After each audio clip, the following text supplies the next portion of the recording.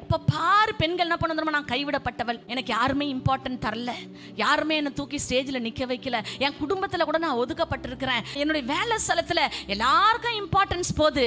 ஆனால் அது நம்முடைய மைண்ட் செட்டு தான். அநேக பெண்களுக்கு நான் சொல்லுவேன், நீங்க இந்த மாதிரி சொல்லாதீங்க, அந்த மைண்ட் செட்டை மாத்துங்க.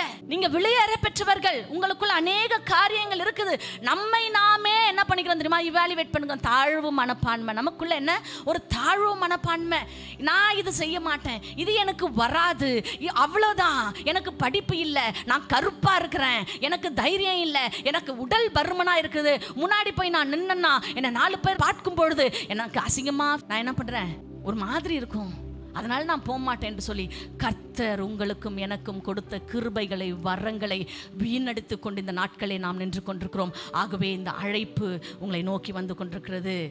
நான் அழைத்தவர் உண்மையுள்ளவர். உன்னை பெயர் சொல்லி அழைத்திருக்கிறேன் அன்பு மகளே, உன்னை சாதாரணமா அழைக்கல.